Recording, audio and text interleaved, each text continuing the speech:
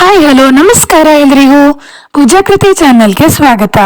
ನಾನೀಗ ತುಂಬಾನೇ ರುಚಿಕರ, ಆರೋಗ್ಯಕರ ಹಾಗೂ ತುಂಬಾನೇ ಸುಲಭವಾಗಿ ರೆಡಿ ಮಾಡ್ಕೊಳ್ಳುವಂತ ಮೊಗೆಕಾಯಿ ಜ್ಯೂಸನ್ನ ಮಾಡ್ತಾ ಇದ್ದೀನಿ. ನೀವು ನಮ್ಮ ಚಾನಲ್ಗೆ ಹೊಸಬರಾಗಿದ್ರೆ ಈಗಲೇ ಚಾನಲ್ಗೆ ಸಬ್ಸ್ಕ್ರೈಬ್ ಮಾಡಿ ಪ್ರೋತ್ಸಾಹಿಸಿ. ಜ್ಯೂಸನ್ನ ರೆಡಿ ಮಾಡಲಿಕ್ಕೆ ಮೊದಲಿಗೆ ಒಂದು ಮೊಗೆಕಾಯಿಯನ್ನ ತೆಗೆದುಕೊಂಡಿದ್ದೀನಿ. ಇಲ್ಲಿ ನಾನು ಮೆಕ್ಕೆ ಮೊಗೆ ಅನ್ನುವಂತಹ ಮೊಗೆಕಾಯಿಯನ್ನ ಬಳಸ್ತಾ ಇದ್ದೀನಿ. ನೀವು ನಿಮ್ಗಿಷ್ಟವಾದ ಮೊಗೆಕಾಯಿಯನ್ನು ಅಥವಾ ಸೌತೆಕಾಯಿಯನ್ನು ಕೂಡ ಬಳಸಬಹುದು. ಸುಮಾರು 3ರಿಂದ 4 ಲೋಟ ಆಗುವಷ್ಟು ಜ್ಯೂಸನ್ನ ಮಾಡಲಿಕ್ಕೆ ನಾನು ಅರ್ಧ ಮೊಗೆಕಾಯಿಯನ್ನ ಬಳಸ್ತಾ ಇದ್ದೀನಿ. ಈಗ ಮೊಗೆಕಾಯಿಯನ್ನ ಈ ರೀತಿಯಾಗಿ ಕಟ್ ಮಾಡಿಕೊಂಡು ಇದರ ಬೀಜವನ್ನ ತೆಗೆದು ಕ್ಲೀನ್ ಮಾಡ್ಕೊಳ್ತಾ ಇದ್ದೀನಿ. ಈಗ ಎಲ್ಲವನ್ನ ರೆಡಿ ಮಾಡಿಕೊಂಡು ಇದರ ಸಿಪ್ಪೆಯನ್ನು ಕೂಡ ತೆಗೆದು ಕ್ಲೀನ್ ಮಾಡ್ಕೊಳ್ತಾ ಇದ್ದೀನಿ. ಈಗ ಇವೆಲ್ಲವನ್ನ ಈ ರೀತಿಯಾಗಿ ಚಿಕ್ಕದಾಗಿ ಕಟ್ ಮಾಡ್ಕೊಳ್ತಾ ಇದ್ದೀನಿ.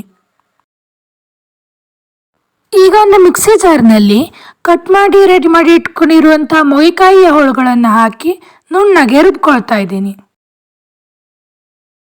ನುಣ್ಣಗೆ ರುಬ್ಕೊಂಡಂತಹ ಈ ಮಿಶ್ರಣವನ್ನ ಒಂದು ತಟ್ಟೆಯಲ್ಲಿ ಹಾಕೊಳ್ತಾ ಇದ್ದೀನಿ.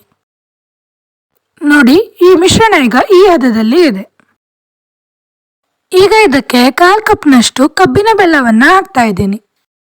ಇಲ್ಲಿ ನಿಮಗೆ ಬೇಕಾದ ಸಿಹಿಗೆ ಅನುಗುಣವಾಗಿ ಬೆಲ್ಲವನ್ನ ಹೆಚ್ಚು ಅಥವಾ ಕಡಿಮೆ ಬಳಸಬಹುದು.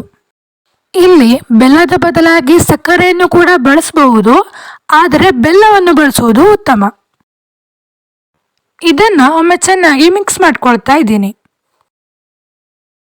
ಇದಕ್ಕೆ ರುಚಿಗಾಗಿ ಸ್ವಲ್ಪ ಉಪ್ಪನ್ನ ಸೇರಿಸ್ತಾ ಇದ್ದೀನಿ. ಇದರೊಂದಿಗೆ ಇದಕ್ಕೆ 1 ಕಪ್ ಮಜ್ಜಿಗೆಯನ್ನ ಹಾಕ್ತಾ ಇದ್ದೀನಿ. ಮಜ್ಜಿಗೆ ಅಂದರೆ ಗಟ್ಟಿಯಾದ ಮೊಸರನ್ನ ಕಡಿದು ಬೆಣ್ಣೆಯನ್ನ ತೆಗೆದಿರುವಂಥದ್ದು. ಇಲ್ಲಿ ನಿಮಗೆ ಬೇಕಾದಲ್ಲಿ ಗಟ್ಟಿಯಾದ ಮೊಸರನ್ನು ಕೂಡ ಬಳಸಬಹುದು. ನಂತರ ಬೇಕಾದಲ್ಲಿ ಇದಕ್ಕೆ ಸ್ವಲ್ಪ ನೀರನ್ನ ಸೇರಿಸಿ ನಿಮಗೆ ಬೇಕಾದ ಹದಕ್ಕೆ ಇದನ್ನ ರೆಡಿ ಮಾಡ್ಕೊಳ್ಬಹುದು. ಈಗ ಇದನ್ನ ಚೆನ್ನಾಗಿ ಮಿಕ್ಸ್ ಮಾಡ್ಕೊಳ್ತಾ ಇದ್ದೀನಿ.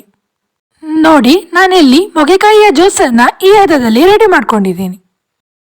ಈಗ ನಮ್ಮ ಮೊಗೆಕಾಯಿಯ ಜ್ಯೂಸ್ ರೆಡಿಯಾಗಿದೆ. ಇದನ್ನ ಈಗ ಗ್ಲಾಸ್ನಲ್ಲಿ ಸರ್ವ್ ಮಾಡ್ತಾ ಇದ್ದೀನಿ. ತಣ್ಣಗಿರಲಿ ಅಂತ 2 ಐಸ್ ಕ್ಯೂಬ್ ಅನ್ನ ಹಾಕಿ ಜ್ಯೂಸನ್ನ ಹಾಕ್ತಾ ಇದ್ದೀನಿ. ಐಸ್ ಕ್ಯೂಬ್ ಬೇಡ ಅಂದ್ರೆ ಇದನ್ನ ಸ್ಕಿಪ್ ಮಾಡಬಹುದು, ಅಥವಾ ಜ್ಯೂಸನ್ನೇ ಫ್ರಿಡ್ಜ್ನಲ್ಲಿ ಇಟ್ಟು ತಣ್ಣಗೆ ಮಾಡಿಕೊಂಡು ಇದನ್ನ ಸವಿಬಹುದು. ನೋಡಿದ್ರಲ್ಲ, ಎಷ್ಟೊಂದು ಸುಲಭವಾಗಿ ರುಚಿಕರ ಹಾಗೂ ಆರೋಗ್ಯಕರವೂ ಆಗಿರುವಂತಹ ಮೊಗೆಕಾಯಿಯ ಜ್ಯೂಸನ್ನ ಹೇಗೆ ಮಾಡ್ಕೊಳ್ಳೋದು ಅಂತ. ಈ ಬೇಸಿಗೆಯಲ್ಲಿ ಈ ರೀತಿಯಾಗಿ ಒಮ್ಮೆ ತಂಪಾದ ಮೊಗೆಕಾಯಿಯ ಜ್ಯೂಸನ್ನ ಮಾಡಿ ಸವಿದು ನೋಡಿ ಹೇಗಾಯ್ತು ಅಂತ ಕಮೆಂಟ್ ಮೂಲಕ ತಿಳಿಸಿ. ಹಾಗೂ ವಿಡಿಯೋ ಇಷ್ಟ ಆಗಿದ್ರೆ ವಿಡಿಯೋಗೊಂದು ಲೈಕ್ ಮಾಡಿ, ನಿಮ್ಮವರಿಗೆ ಶೇರ್ ಮಾಡಿ, ಹಾಗೂ ಚಾನೆಲ್ಗೆ ಸಬ್ಸ್ಕ್ರೈಬ್ ಮಾಡಲು ಮರೆಯದಿರಿ. ಹಾಗೂ ವಿಡಿಯೋನ ಇಷ್ಟೊತ್ತು ನೋಡಿದ್ದಕ್ಕೆ ಧನ್ಯವಾದಗಳು.